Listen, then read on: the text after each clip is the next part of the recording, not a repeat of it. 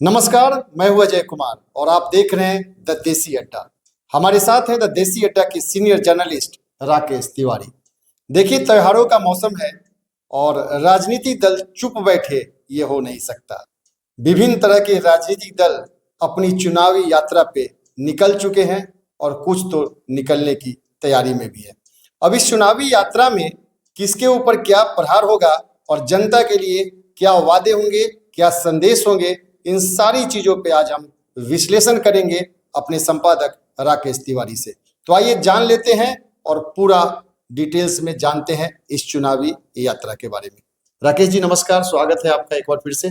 धन्यवाद। और देखिए, जहां तक यात्राओं का सवाल है जी, जब जब चुनाव आता है विभिन्न राजनीतिक दल यात्राओं पर निकल जाते हैं और यात्रा एक सबसे सुगम मार्ग होता है जनता से कनेक्ट होने का, संवाद करने का, अपनी बातों को बताने का और उनकी बातों को सुनने का। जी, उससे क्या होता है ना कि नब्ज टटोलता है। विभिन्न राजनीतिक दल जो है, सभी राजनीतिक दल अपने अपने कार्यकर्ताओं के बीच जाते हैं, जनता के बीच जाते हैं और नब्ज टटोलते हैं कि आखिर जनता चाहती क्या है, किन मुद्दों पर वो वोट देना चाहती है। तो जब करीब जाइएगा, गांव में जाइएगा, तब पता चलेगा कि असल में मुद्दे क्या हो सकते हैं। बिल्कुल। तो अब देखिए, इसीलिए अब जब बिहार विधानसभा का चुनाव है तो सभी दल अपने अपने तरफ से चुनाव की तैयारियों में लगी हुई हैं। और जब चुनाव की तैयारियों में लगी हुई है तो फिर पार्टी जनता के बीच जा रहे हैं। बिल्कुल।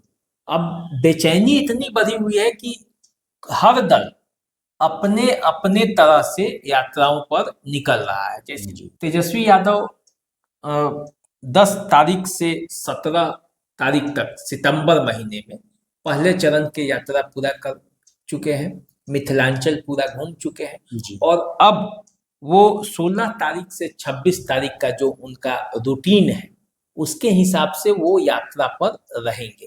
बांका से शुरुआत कर रहे हैं और कार्यकर्ता दर्शन की उनकी योजना है कि कार्यकर्ताओं का दर्शन करेंगे। दर्शन करके अब उनसे भी जानकारी लेंगे, अपने विधायकों का फीडबैक लेंगे, क्षेत्र के लोगों का फीडबैक लेंगे, क्षेत्र के लोग क्या चाहते हैं, किन मुद्दों पर ये होगा। कार्यकर्ताओं में जोश भरेंगे, अपनी बातों को बताएंगे और राज्य सरकार पर प्रहार करने का एक मौका भी होता है। जब क्षेत्र से कोई दहाड़ता है, क्षेत्र से जब प्रहार करता है तो उसका उसका जो मायने है वो अलग हो जाता है। तो इसलिए तेजस्वी यादव आरजेडी की यात्रा पर है। दूसरी यात्रा आप देखेंगे कि भाकपा माले जो है वो 16 तारीख से 25 तारीख तक बिहार के विभिन्न जिलों में यात्रा पर है। जी। अब भाकपा माले ने जो अपने यात्रा का नाम दिया है बदलो बिहार न्याय यात्रा, तो इस बदलो बिहार न्याय यात्रा में कई मुद्दों को उठाने वाली है। जैसे स्मार्ट मीटर को लुटेरी योजना के नाम से वो देकर वो बिजली की समस्या जो स्मार्ट मीटर का है वो गांव के लोगों के साथ मिलकर वो उठाने वाली है। और जो सर्वे है उसका भी वो विरोध कर रहे हैं कि जब तक गरीबों का पर्चा नहीं तब तक सर्वे नहीं। और आप जानते हैं कि माले जो है वो कार्यकर्ता बेस पार्टी है। बिल्कुल। तो कार्यकर्ता बेस पार्टी जब लाल झंडा जो है वो अब जिला मुख्यालयों में और गांव में दिखेगा, उसका प्रभाव दिखेगा। वो जनसभा भी करेंगे, यात्रा भी करेंगे, लोगों से मुलाकात भी करेंगे। ये सब मिलाकर ये योजना है। तो दीपांकर भट्टाचार्य की एक यात्रा हो गई, दूसरी यात्रा तेजस्वी यादव की हो गई। अब देखिए, जो है जदयू की मनीष वर्मा जो है जदयू की तरफ से वो भी यात्रा पर है। वो जिले में जा रहे हैं, जदयू के कार्यकर्ताओं से मिल रहे हैं, छोटी बड़ी मीटिंग कर रहे हैं, सभा कर रहे हैं और वो लोगों से सवाल भी पूछ रहे हैं, बातों को बता भी रहे हैं। तो इस तरह से देखा जाए तो जदयू के जो महासचिव हैं मनीष वर्मा को इस बात का छूट मिल गया है कि वो पूरे बिहार में घूमकर जनता दल यूनाइटेड के लिए वो कार्य करे, संगठन को मजबूत करे, पार्टी के कार्यकर्ताओं से मिले। तो जनता दल यूनाइटेड की भी समझिए कि एक यात्रा उनका नब्ज टटोले उनकी यात्रा नब्ज टटोलने। अब देखिए, उपेंद्र कुशवाहा भी यात्रा पर है। उपेंद्र कुशवाहा अपनी कई कार्यकर्ताओं के साथ अभी मीटिंग किए, घूमे क्षेत्र में, नब्ज टटोले कि कितने विधानसभा क्षेत्रों में हमारी पकड़ कैसी है, वहां प्रत्याशी का कौन होंगे, तो किस तरह से चुनाव लड़ेंगे, कितनी सीटों पर ये एक तरह से देखा जाए तो कि विधानसभा चुनाव की पूर्व तैयारियां पूर्व ये यात्रा के माध्यम से हो किया रही है जी। और प्रहार करने का मौका भी मिल रहा है कि वहीं से क्षेत्र से ही प्रहार किया जाए। बिल्कुल। अब देखिए बीजेपी के तरफ से गिरिराज सिंह जो सांसद है, केंद्रीय कपड़ा मंत्री हैं, वो 18 अक्टूबर से स्वाभिमान यात्रा के नाम से एक यात्रा निकाल रहे हैं, हिंदू स्वाभिमान यात्रा। जी। अब ये भागलपुर से शुरू होकर किशनगंज तक जानी है। रोज एक मतलब बीच में भागलपुर, कटिहार, ये सब जो सीमांचल एरिया का को, इलाका है, सीमांचल वाले एरिया को वो सीमांचल के इलाके को टच करेगी। उस पर कई लोगों की आपत्ति भी आ गई है। AIMIM के तरफ से आपत्ति है, RJD विरोध कर रही है, खुद जनता दल यूनाइटेड इस बात का विरोध कर रही है। जनता दल यूनाइटेड असहज है, कांग्रेस भी असहज है इसको लेकर, और कांग्रेस भी आपत्ति कर रही है कि सीमांचल में जो शांति है उसी में क्रांति लाने के लिए, मतलब उद्वेग लाने के लिए टोपी और टीका को टकराने के लिए आ रहे हैं। इस तरह की बयान जो है वो आ रही है। और जनता दल यूनाइटेड कर रहा है कि बात तो विकास की होनी चाहिए, विकास के समय में ये क्या, तो ये जो पूरा मामला है वो बड़ा पेचीदा है, यात्रा कंट्रोवर्सी में आ गई है, कंट्रोवर्सी में आ गई है पार्टी के लिए भी और मतलब लोगों के लिए भी। जनता दल यूनाइटेड खुद इस पर जब सवाल उठा दिया है तो एक विवाद तो छिड़ ही गया है।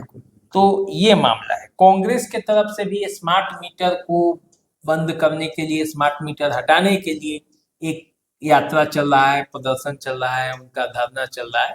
तो कांग्रेस भी पूरी तरह से आप देखेंगे तो इस तरह के यात्राओं में है। अच्छा राकेश जी, स्मार्ट मीटर को लेकर कई महीनों से कई पार्टियां धरना, प्रदर्शन, आंदोलन कर रही हैं और स्मार्ट मीटर जो है एक अहम मुद्दा बिहार की राजनीति में बनके उभर रहा है। तो क्या ये आने वाले चुनाव में स्मार्ट मीटर एक बड़ा मुद्दा होगा और लोग इसके साथ होंगे? निश्चित रूप से ये स्मार्ट मीटर एक क्योंकि धांधली बहुत हो रही है स्मार्ट मीटर के, निश्चित रूप से ये स्मार्ट मीटर एक अहम मुद्दा है और ये मुद्दा बनने जा रहा है, क्योंकि ये जाति धर्म से ऊपर उठकर हर व्यक्ति को बिजली चाहिए और हर व्यक्ति के घर में बिजली है और हर व्यक्ति के घर में स्मार्ट मीटर लगाने की बात हो रही है। बहुतों के घर में तो लग भी गई है। तो फिर पारदर्शी तरीके से उनको नहीं लगता है कि जो जितना बिल हमसे मांगा जा रहा है उतना हमने बिजली का खपत किया है।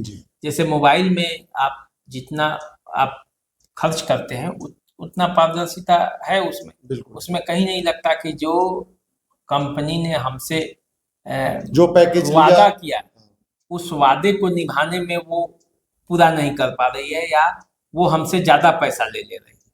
ये बात कहीं से नहीं हो रहा है और वही बिजली में लोगों का विश्वास नहीं जीत पा रही है। तो ये मामला तो कहीं ना कहीं से है, लेकिन खैर इस बात को यात्रा लोग कर रहे हैं, यात्रा में उठाया जा सकता है, इस बात यात्रा में उठाया ही जा रहा है, इसीलिए यात्रा भी हो रही है। तेजस्वी यादव भी यात्रा में इस बात को उठा रहे हैं कि ये चीटर मीटर है ना।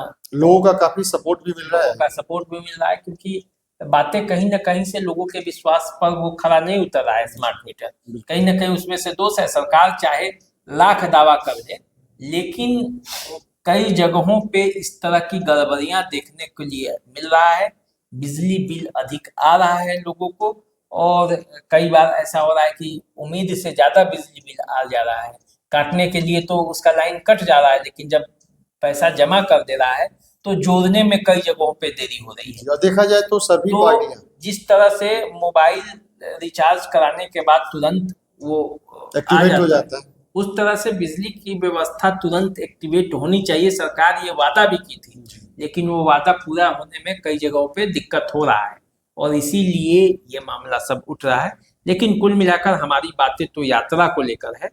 तो यात्रा पर निकल चुकी है सभी पार्टियां और यात्रा के बहाने एक दूसरे को घेरा भी जा रहा है और इसका नतीजा क्या होगा ये पता चलेगा, क्योंकि 4 विधानसभा क्षेत्रों में उपचुनाव भी है और उपचुनाव पे भी इस यात्रा का असर पड़ेगा।